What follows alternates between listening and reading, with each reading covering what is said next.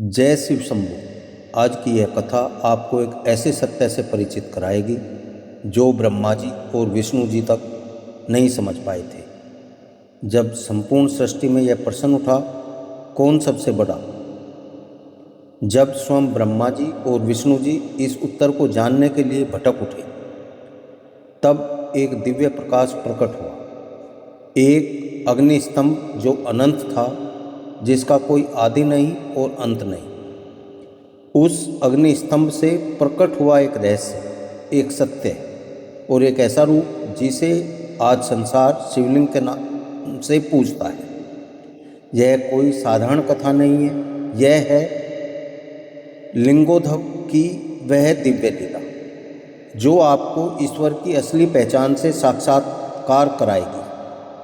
बहुत प्राचीन समय की बात है। एक बार भगवान ब्रह्मा जी और भगवान विष्णु जी के मध्य यह विचार उत्पन्न हुआ कि दोनों में से श्रेष्ठ कौन है। यह विचार धीरे धीरे विवाद का रूप लेने लगा। दोनों ही स्वयं को श्रेष्ठ सिद्ध करने में तर्क देने लगे। तभी आकाश में एक अत्यंत तेजस्वी, दिव्य एवं अग्नि के समान प्रकाश स्तंभ प्रकट हुआ। वह स्तंभ ऊपर नीचे दोनों दिशाओं में अनंत था। न उसका कोई आदि दिखाई दे रहा था, न अंत। दोनों देवताओं ने उस स्तंभ के रहस्य को जानने का निश्चय किया।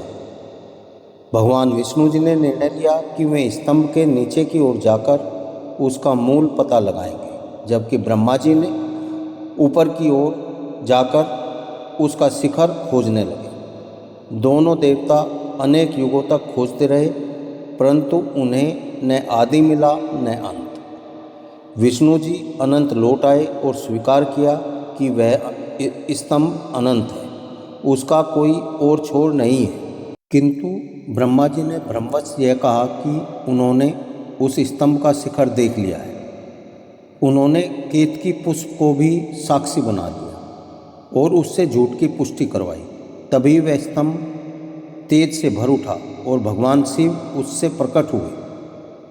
भगवान शिव ने ब्रह्मा जी के मिथ्या कथन को देख उन्हें चेतावनी दी और कहा कि अहंकार और असत्य से ईश्वर की प्राप्ति नहीं हो सकती। भगवान शिव ने ब्रह्मा जी को यह श्राप दिया कि त्रिलोक में उनकी पूजा नहीं की जाएगी। केतकी पुष्प को भी झूठ की साक्षी बनने के कारण शापित किया गया कि उन्हें किसी देवता की पूजा में स्थान नहीं मिलेगा। विष्णु जी की सत्यनिष्ठा और विनम्रता से प्रसन्न होकर भगवान शिव ने उन्हें आशीर्वाद दिया। उस दिव्य अग्नि स्तंभ को ही शिवलिंग के रूप में पूजा जाने लगा, जो अनादि और अनंत का प्रतीक है। यह कथा शिव पुराण और लिंग पुराण के लिंगोद्भव अध्याय में वर्णित है और महाशिवरात्रि पर विशेष रूप से इस कथा का श्रवण और पाठ किया जाता है।